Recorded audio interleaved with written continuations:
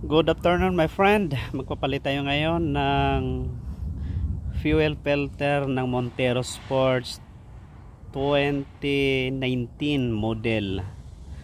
Ang code niya doon sa pag-scan natin noong nakaraan ay 1276 P1276. Tinuturo tayo doon sa fuel filter. Kaya ngayon ay palitan natin itong fuel filter. Ito siya, tanggalin na natin ngayon ang fuel filter. Bunutin natin.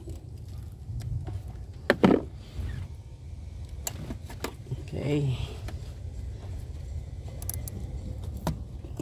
tanggalin natin yan at yung dalawang fuel filter line. Ito yung kanyang supply. Tanggalin natin.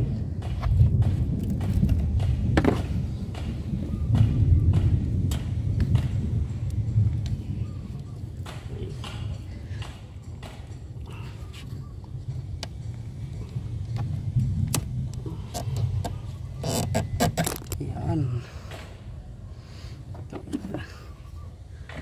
Tanggalin natin sa ilalim.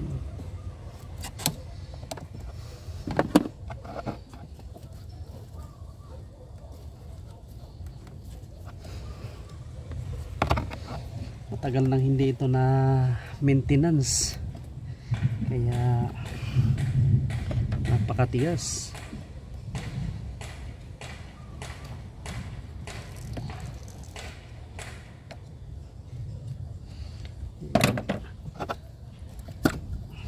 Yan.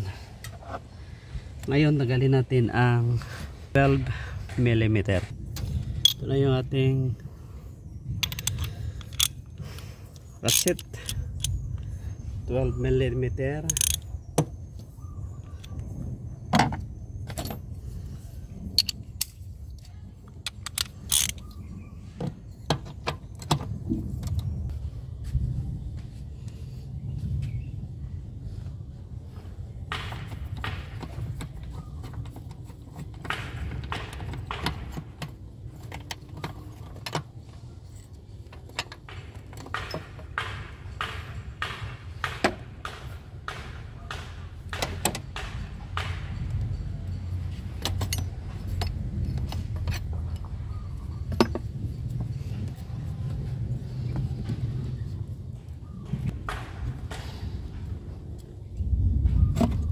Good.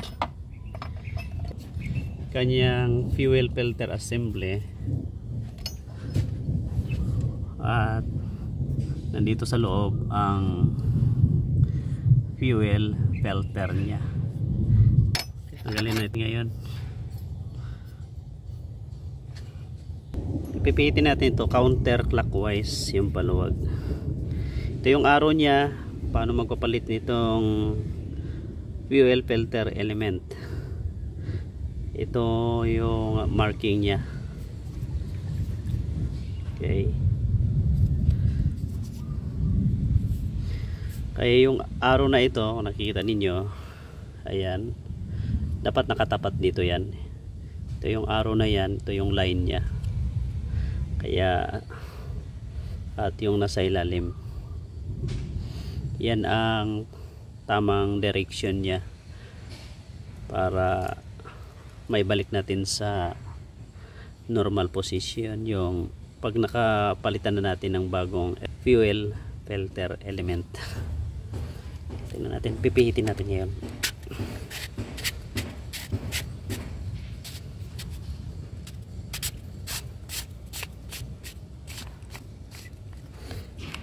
Yan po. Okay, tanggalin natin.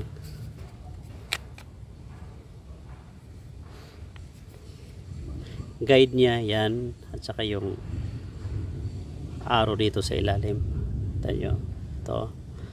Saka ito yung marking niya para masiting natin mamaya pag naikabit natin yung bagong fuel filter element.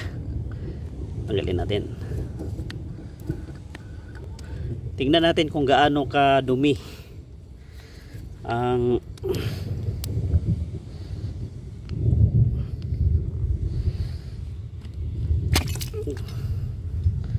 yun, tanggal siya.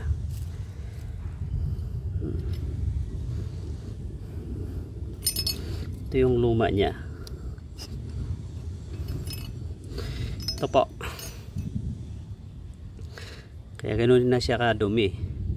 Kaya lumabas na yun yung check engine light niya. Kaya ganito siya kadumi. Ito yung papalitan natin. Lalim.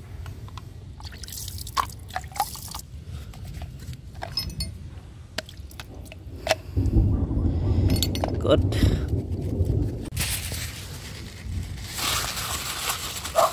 Final na natin.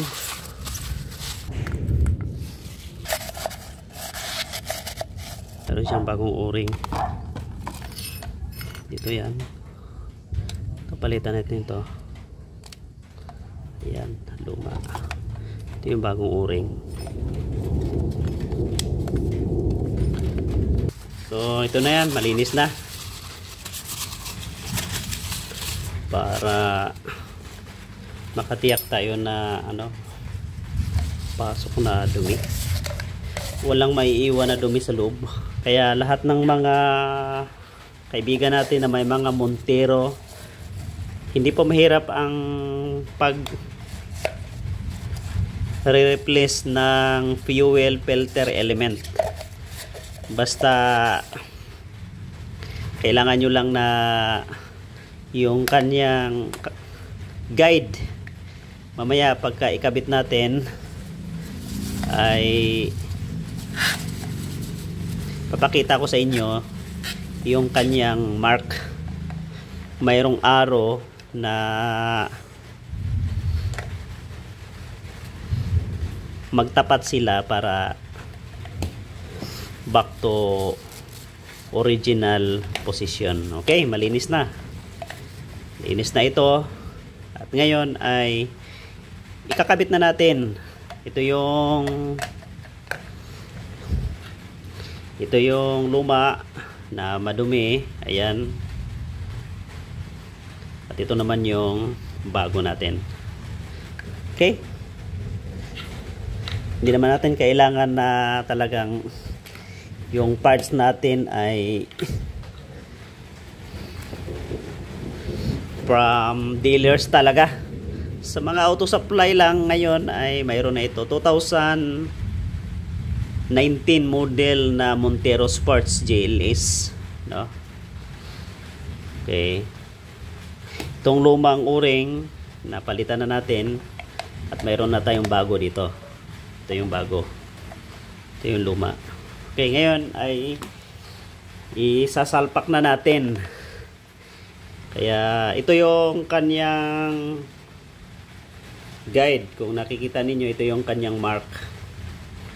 Kailangan na itong mark na ito magtatapat dito sa itaas. Ito yung head niya.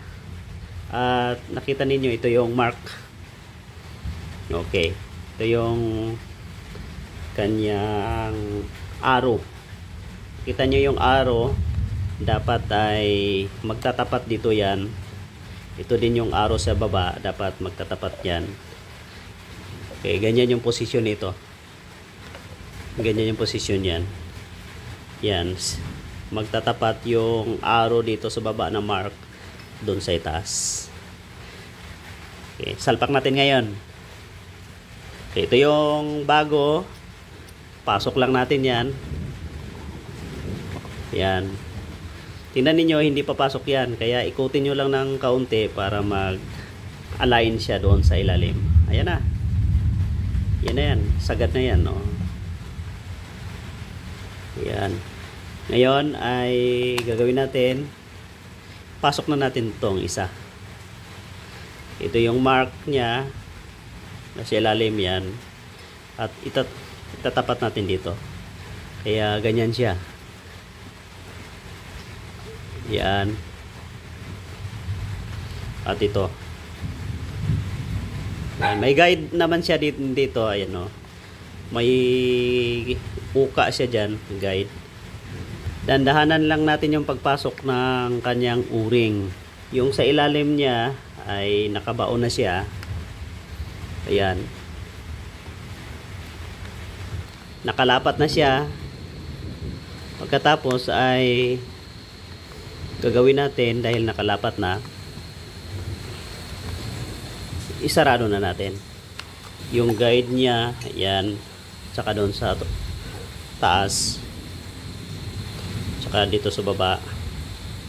Ayan, ay sintrong sintro. Ayan. Okay.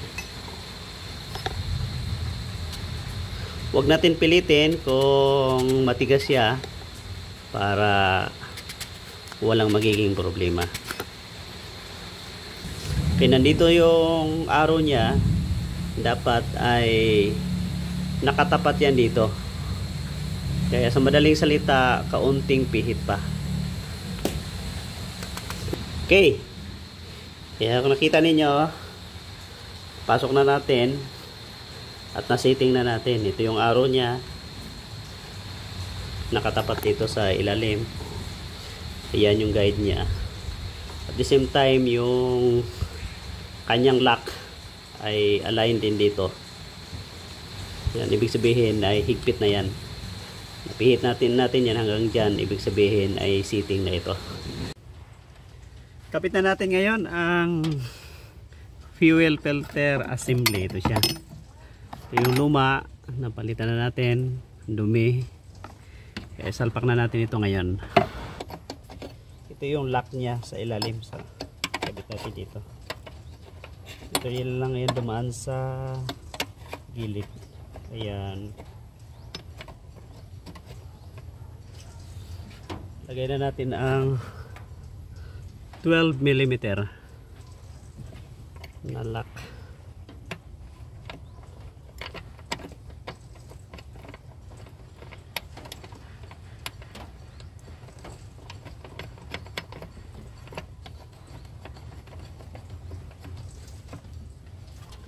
$12mm na deep socket.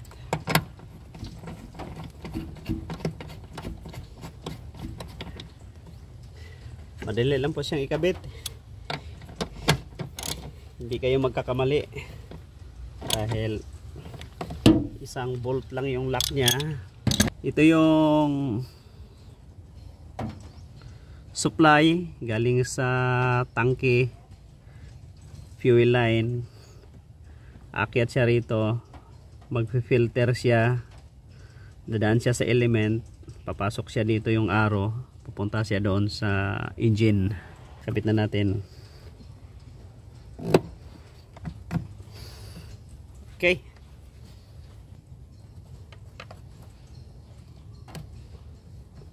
Ayan.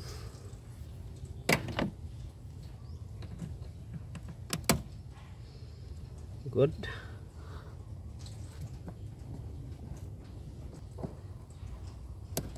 Kabit na natin yung kanyang mga konektor. Okay. Dalawa lang po ito. Ayan.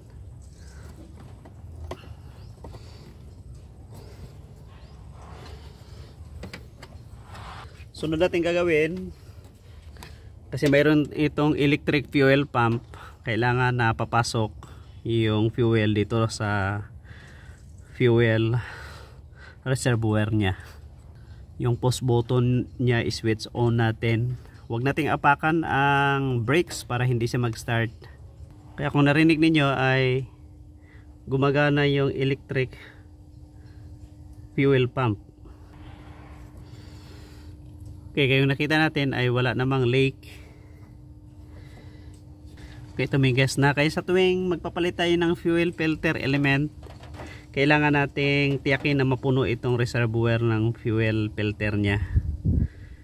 At kung pwede nating i-pump ito. Yan, matigas na siya. Ang ibig sabihin noon ay puno na. Ngayon ang gagawin natin ay turn switch off, tapos i-on natin ulit para to make sure na talagang walang magiging problema.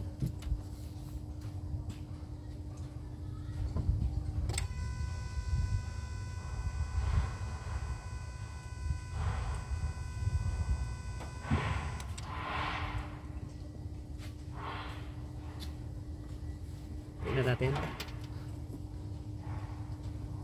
Ayan. Kaya matigas na siya.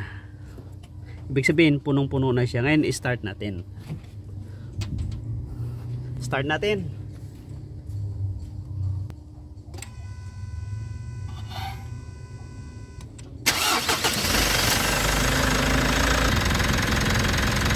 So yan na po siya. Back to original na under niya, kaya napalitan na natin ng bagong fuel filter element at maganda yung kanyang andar. Okay, ganito lang po kasimple ang pagpapalit ng fuel filter element ng Montero Sports 2019 model GLS. Kaya tiyakin lang natin na walang leak. At before we start, kailangan punong-puno yung kanyang reservoir na sa fuel para walang magiging problema. Okay, dito po nagtapos ang aking video. Paki-subscribe po ninyo ako at paki-hit ang notification bell button para updated kayo sa aking mga video. Maraming salamat po mga friend at ingat kayo palagi.